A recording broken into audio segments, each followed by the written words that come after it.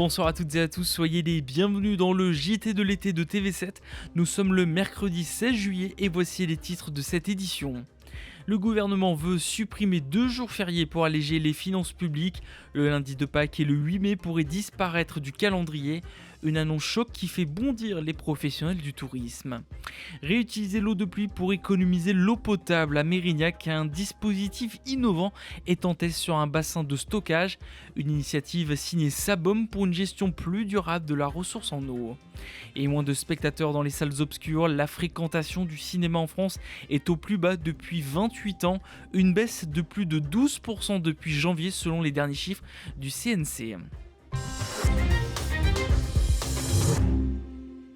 Ce mardi, le Premier ministre François Bayrou a dévoilé un plan pour tenter de réduire le déficit public estimé à 43,8 milliards d'euros d'ici 2026. Parmi les mesures les plus controversées, la suppression de 2 jours fériés, notamment le lundi de Pâques et le 8 mai, une décision qui inquiète fortement le secteur du tourisme pour qui ces dates représentent des temps forts de l'année.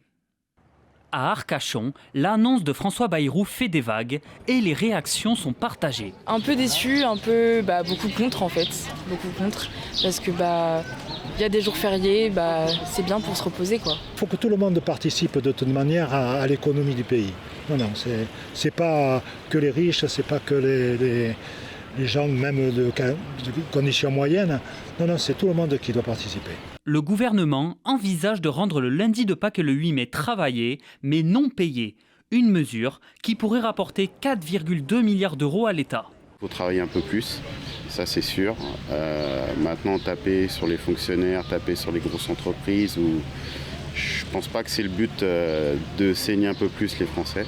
Ce jeudi, le groupement des hôtelleries-restauration de France alerte. La suppression des jours fériés pourrait provoquer une perte de 200 millions d'euros de chiffre d'affaires pour le secteur. Une nouvelle qui inquiète les commerçants.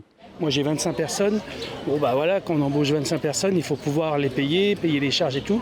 Et ces gros week-ends nous permettent justement de faire des chiffres, parce que les restes de semaine, c'est pas encore la saison estivale comme juillet-août. Ça peut représenter des journées à entre 3 et 5 000 euros. C'est 2 fois plus, voire 2 fois et demi plus que les jours ou les autres week-ends. La proposition du Premier ministre sera prochainement examinée par le Parlement.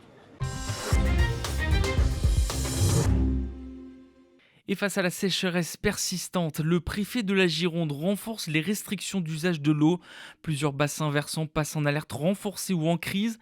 Arrosage, remplissage de piscines ou prélèvements agricoles sont désormais strictement encadrés. Objectif, préserver les ressources alors que les cours d'eau sont en grande difficulté.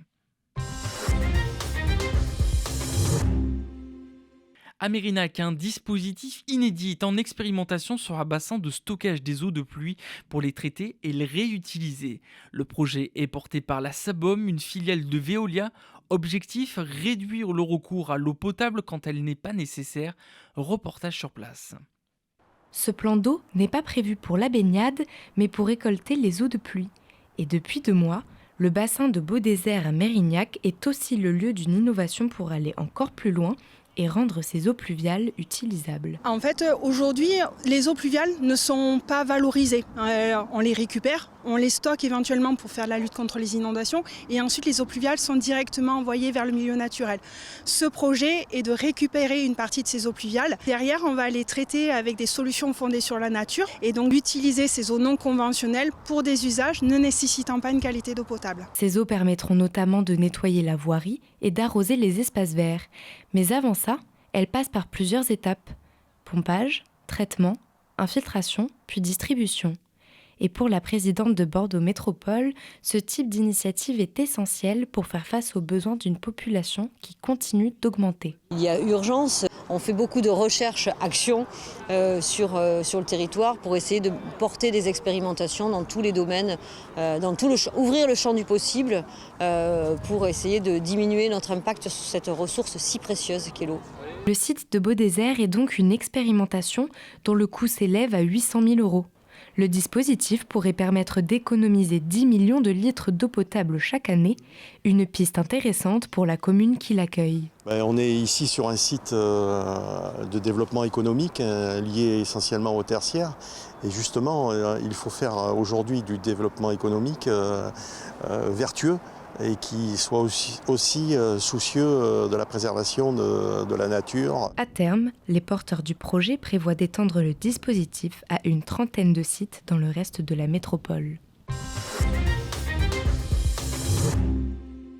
Coup de mou pour le cinéma français. D'après une étude du CNC récemment publiée, la fréquentation des salles obscures a chuté de plus de 12% depuis janvier, un niveau de fréquentation historique bas jamais vu depuis 28 ans. Décryptage par Juliette Huard. Est-ce que vous allez au cinéma ? Oui. Non, je n'y vais pas du tout. Oui, souvent. Pas trop, parce que avec Netflix, etc., c'est un peu plus sympa à la maison, c'est un peu plus tranquille. Pas besoin de réserver ni de payer un cinéma qui est devenu un peu cher quand même. 12 € la place. Si ces Bordelais sont mitigés, les chiffres, eux, sont clairs. La fréquentation des salles de cinéma est en chute libre. Le mois dernier, 11 millions d'entrées ont été comptabilisées, en baisse de 23% par rapport au mois de juin 2024. Et ce, malgré la fête du cinéma, qui permet aux spectateurs de visionner un film pour seulement 5 €. Même constat sur les 6 premiers mois de l'année, 75 millions d'entrées ont été enregistrées, en recul de 12% par rapport à l'année dernière. Un niveau de fréquentation historiquement bas, jamais vu depuis 28 ans. Le CNC qui a mené l'étude l'explique notamment par le grand succès de plusieurs films en 2024, Un petit truc en plus, Le Comte de Monte Cristo et Vice Versa 2. Des films prometteurs comme F1, Jurassic World, Renaissance et Superman galvaniseront peut-être nos salles de cinéma d'ici la fin de l'année. Merci d'avoir suivi le JT de l'été de TV7. Dans un instant, votre magazine Mode d'emploi. Passez une très belle soirée sur TV7.